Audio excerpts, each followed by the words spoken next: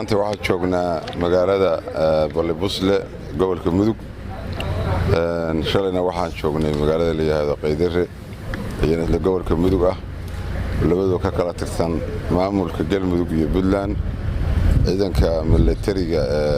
xasilinta kaalkacyo ururkiisa guulwada maalmahan halkaas aan ka wadnay arrimaha amniga lagu sugayo oo xoolo aan ku kala celinaynay xoolahaas waxaa noo suurta gashay inaan maanta soo celino annagoo shalay dhinaca Qaydare ka keenay xoolahaas oo baad ahaan u kala galay laakiin xoogaa xamaasada ay iska dhici kareen shalayna halkaas aan joogno odayaashii dadkii deegaanka kula soo hadalnay maantana waxaa si fiican nala kugu soo dhaweeyo nala ku marti qaado geeli dhinaca ka soo kaxaynana aan keenay magaalada Balibusle waxaan halkan ku kulano nagu soo dhaweeyay gudoomiyaha degmada Balibusle iyo odayaasha deegaanka si fiican oo diiran ugu soo dhaweeyay aad baa uga mahad celinaynaa soo dhaweynta iyo martiqaadka ay noo sameeyeen si fiicanna waxaa uga wada hadalnay amniga deegaanka in si fiican looga wada shaqeeyo la iska kaashado ciidamada ay gacan ku siiyaan annagu laftigeennana aan gacan ku siino wixii waxbi'isa oo loo caa'ibo waado inaan gacan ka siino sidii loo soo qaban lahaa ama xal looga gaari lahaa arrimahaas odayaasha ku wada hadalnay aad baana iskugu afgarannay eeriyadana nabadeeda ay ka shaqaynaynay shirkaanuna wacyigelin buu ahaa iyo isxog waraysi maadaama hadda aan xoolo kala celinay u dambeeyey oo dhinacaan ka soo kaxaynay Qaydare soonahana aan keenay waxaa nala muuqata inaan odayaasha isxog warsanno wixii eeriyada ka jira oo caqabadaha iyo wixii ka jira aan is warsanno waana is warsannay soo dhaweyn kadib aad baana iskugu afgarannay in amniga meesha gacan bira lagu qabto aan iska kaashanno waxaana leenahay dadka guud ahaan gobolka Mudug in amniga loo istaago oo diila ciidankeeda ciidamada lala shaqeeyo amnigana dadka waxbi'iska laga hortago taliyaha iyo saraakiishii la socotay iyo odayaashii xagga nooga yimid oo Xasan Xaashi ay kamid ahaayeen intii hadda muddo ahayd waxa laga shaqeynayay nabadda deegaanada wadaagsin bariga gobolka Mudug oo ilaa Bitaale iyo Balibusle iyo ilaa intaas u dhaxaysa gobolka Mudug oo dhexda ah runtii arintaasi marxalado badan bay soo madhay maalinba meel bay joogtay maanta waxay joogtaa meeshii ugu fiicnayd ciidankan xasilinta gobolka Mudug oo noo yimid waxay keeneen geelaasi daraad buu wuxuu galay dhinacan xagga ah walaalaha iyo dariska nala ah ka bacdayna iska xasarada iyo waxyaalo kala maqmaqnaa iyo waxba iska jiray ka bacdayna ciidanka soo aaday ciidanka geeli soo kaxeeyay maanta bay soo wareejiyeen ka bacdayna goortii geeli keeneen Balibusle aan isugu nimid oo aan ku marti qaadnay runtii waxaan isugu nimid waxa weeye intaan waa intii wanaagga ka shaqayn jirtay iyo nabadda iyo horumarka dadkan gobolka Mudug barigiisa joogaahi waxay ka shaqaynayaan oo ay ka midaysan yihiin waa nabaddaas baana guul lagu gaari karaa colaad waa la soo ogaaday iyo waxa ay tahay runtii Puntland iyo Galmudug in badan baan fariimo loo diray inay ka qayb qaataan arintan nabadda iyo dadka qofka khaldan qabashadiisa waxa anaga hadda gacan fiican naga siiyay intii muddo ahayd oo mar walba dadkan xoololeyda wax kala dhacay ayagii way ku adag tahay inay isku dhiiradaan oo ayagu isku yimaadaan laakiin waxay u baahan yihiin shaati labada qolaba ay u arkayaan inuu dhaxu yahay oo ay weheshadaan runtii arintaas in badan waxa naga caawiyay taliyaha Cali Nasar iyo Saacdi iyo rag saraakiisha oo la shaqeeya arintaas dhabay noola shaqeeyeen in badanna arintaas guul baa laga gaaray runtii anigoo ku hadlaya afka degmada Jariiban iyo gobolka Mudug iyo Puntland intaba annaga wakiil uga ah Puntland deegaankan aan joogno waxaan ka shaqeynaynaa nabadda Puntland diyaar bay u tahay inay kula noolaato dariskeeda iyo walaalahood darisnimo iyo walaaltinimo iyo soo dhaweyn iyo ehelnimo intaba Galmudug iyo deegaanada nala midana sidaas aan ka rajaynaynaa runtii waxa maanta halkan taliyuhu kaga hadlay oo odayaashii iyo dadkii deegaanka oo kala hadlay hadii wax dhacaan inaan isla markii laga falcelin ama hadii baadi la waayo oo ay xoolo dhumaan aan isla markii la is oran xoolo kala soo qaad oo waxa la yiri geel hawl yar soo qaad iyo geesla dhiig laba isxiga marka intii dhibi dhici lahayd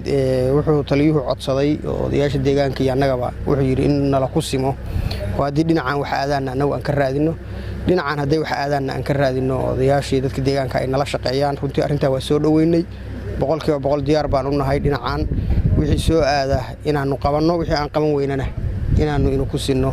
inta naloo ku imaanayo dhinacaasna sidoo kale aan ka rajaynaynaa haddee aad iyo aad baa u soo dhoweynana arrintaas waa arrin farxad leh nabaddu ha waartaan leeyahay raxiim hadalka odayaasha intiisi badan baa yiri waxaan maanta magaalada Balbusle ku soo dhoweynay taliye ku-xigeenka ciidamada isku dhafka Cali Naasir iyo odayaasha Galmudug waxgaradka iyo cuqaal badan Cali Naasir oo ah taliye ku-xigeenka ciidamada isku dhafka federaalka dawladda Soomaaliya waxay maalmahan iyo awalba ka shaqeyn jireen nabadeynta bariga gobolka Mudug waxay safaro shalay ku soo kala bixiyeen deegaanada adduunka bariga gobolka Mudug maantayna waxa martiqaad weyn ugu sameynay magaalada Balbusle iyagoo wacyigeliyay dadkii deegaanka way ku mahadsan yihiin taageeradaas iyo ma ogtahay safaradaas ay nabadda ugu kurgalayeen sidoo kale halkan waxaan rabaa inaan uga faa'iideysto maalin dhaweytii oo aan la hadalno qurbajoogta iskuma jiro waxa jira kuwa badan oo markii dagaaladu iyo waxaan socdeen dadka la qaybsanayay dhibta oo ceelal haday ahaan lahayd u qodayay haday caafimaad ahaan lahayd u galiyay hadalkaygu wuxuu ku socday dhalinyaro waxa jira warbaahin leh oo bayjaj waaweyn leh oo dad badan ku xiran yihiin oo marka ay colaado dhacaan oo kale colaadada halkaas ku sii horaya ma magacaabaya laakiin si way daawanayaan oo isku jeedaan waxaan rabaa inay ka waantoobaan waxyaabahaas meelihii ay colaadaha ku hurin jireen inay nabadii ku huriyaan oo qaaraamo ku aruuriyaan leefka waxyaalo badan baa looga faa'iideystay caalamka aad iyo aad baa mahadsantiin hadalkan odayaasha intiisa badan baa dibna ma rabaan doqonka marka wuxuu rabaa wax qabta hadduu wax qabta helin doqonkaas oo ciidan qabta uu sahelin dadku fasahaadinaya dadku isku diraya marka ciidanka inay xoojiyaan in dhaqaalahooda ka warqabaan inay nagu soo biiriyaan nabadaas gobolka dhexda ka jira ay ka shaqeeyaan labada madaxweyne baanu ka codsanaynaa sida inoo egtahay hadda sidii la rabay ma aha dadaal badan inay ku bixiyaan kharash ku bixiyaan ma ka rabnaa hooyo nabad haddii la helo garacad iyo hobiyo iyo dekadaha kulli meel waa la dhisaya horumarna waa la samaynaya nabad baan ugu qaalisan waxa wax lagu helo horumar lagu gaaro adduunka Mareykanka waxaan ugu dadka ugu yaacayo ama Yurub ugu yaacayo waa colaada dhexdeena wadanka dhexda ka taalo laga cararayo weeyaan dadkii dawladaha jiray ma soo socdaan ilaa nabad la helo marka haddii nabad helo laakiin dhulkeena ana ka badan dekadiisa ana ka badan waxaana ka badan daaqisa ana ka badan walaalnimadeena ana ka badan muslimnimada ana ka badan haddii aad madaxweynayaal waxay ka codsanaa madaxweynayaasha danta Soomaaliyeed wadaan nabadda ka shaqeeyo gobol soo taageer ciidankaas iyo dadka ka shaqeynaya wadda ka shaqeynaya waana ku mahadsantahay ilaahayna waxaan ka baryaynaa subxaanahu wa ta'aala oo u sheegana walaalaheena Galmudug ama haddaan Balbusanahay sida hadda ay noogu yimaadeen Xasan Xaashi iyo Cali Nasr oo ciidankaas noogu yimaadeen iyo anaguna inaan meel batay ka roo u imaan karna aan ku qarsoonahay inaan dhexdooda tay ka roo aanan bala u arag maanta oo xoolaha xaqooda naga gala aan warna xoolo walaalaha aad noo soo celinayaan annaguna aan u soo celin doono wixii ka maqan waa ku maqanahay sida lagu heshiiyay in la raadiyo waa lagu maqan culimada haddaanu nahay ama itixaad hal yiraahdo ama suufiya hal waan wada soconnaa annagu ma kala harsanin waxa naga dhaxaysa nabad inaan wada shaqeyno ku heshiin balbusaan ku shirnay haddaan culimo nooc walba nahay colaadda ma waa dhamaatay ninkii wadaad wax ka rabaa labada waa hadii rabaa wada hadleen wadii dadka kala hadleen kama hadcelinaynaa wali soo dhaweyntii sharafta lahayd oo haddii reer Balbusle ay maanta nagu soo dhaweeyeen anagoo ah odayaashii deegaanka Galmudug iyo ciidankii isku dhafka ahaa ee federaalka haddii ay ku ran yahay u joogay inay amniga deegaamada ay nala sugaan aad iyo aad baan uga mahadcelinaynaa soo dhaweyntii sharafta lahayd oo halkan ay nagu soo dhaweeyeen waxay la tahay warmaha arin intii horeysa sheegtay gudoomiyaha iyo haddii ay idmahayo iyo taliyaha sheegay waxaan kaliya codsanaynaa maanta waa noo jeedaan meeshaan taagannahay inaan wada taagannahay Balbusle inaan nabadii ka shaqeynayno in haddii ay ku ran yahay maanta aan meel fiican ay noo marayso waxaan codsanaynaa maamulada aan ka soo kala jeedno iyo jaaliyadaha aan ka soo kala jeedno maanta waxaan rabnaa wixii aan haddii ay ku ran yahay qoryaha aan ugu siin jirteen iyo rasaasna ugu guri jirteen inaan noo bedeshaan oo nooga dhigtaan inaan nabadda nagala shaqeysaan oo haddii ay ku ran yahay nabadda nala soo dhaweysaan oo meesha cid dadka dhexdiisa waa aan ka wada dhisano oo dadka haddii ay ku ran wax magaratada dadka iyaga sidii aan wacyi gelino waxaan kale helayna male hadda ka hor baan waxaan sheeko u maqlay dad macnaha dadkaas meelahaas tago cawaanta baa waxa la qor aad dadka u dili jirtaan markaas ay wareer dhahay maxaa ka faa'iideysan dadka dilkiisa markaas waxay qolo kale waxa jirta teeyaan naga sii liidata waa yaali waa Soomaaliya yiraahdeen waxay in kale taanbaali ayo waxay intay isdilaan bay hatta qofka intay dilaan qof dilaan bay ka tagaan bay laakiin annagu markaan dila waa cunaa war annagu ismana cunno dad wada shalay waana nafta kaliya isku qoonsanaa waxaan rajaynaynaa inaan u wada istaagno walaalayaal meel walba aan joogno naftan aan isku qoonsan dad wada dhashay baan nahay ehel baan nahay daris baan nahay muslim baan nahay inaan haddii ilaahay ku runayaan wada shaqayno wada dadaalno u wada istaagno nabadda ayada haddii ilaahay ku runayaan deeqda ayada aad nagu filan ayadana adduunka aqrab ajir ka helaynaa walaalayaal aan wada istaagno inaan haddii ilaahay ku nabadda aan ka wada shaqayno guul baan ka gaaraynaa aqriya adduun ayadaan ku liibaanaynaa marka aad iyo aad marka labaad iyo mar saddexaad waxaan ugu mahad celinayaa reer Balbusle oo maanta si fiican noo soo dhaweeyaan ugu mahad celinayaa bohoryo gabawaayadan way ugu beernaayeen bilaash uma hamiin ee waxba ila ballaarnaaye Soomaali oo wada bugta ayaan baan leeyahay bumba iyo rasaas baan maqlaa booba soo dhacay bala iyo colaad waa waxay baay ka qaadeen burcada iyo tuugadu waxbay biiraqaystaan booramahdimo iyo dad bay boolka tuureen burburkii dhibaatadan dhacday ugu baslaynaysa sida badaha xeebta dhulka baaxad weyn tahay waa masiibo bilaadan oo laga badbaadayna baadsan qabyaalada maxay boohin ugu reebta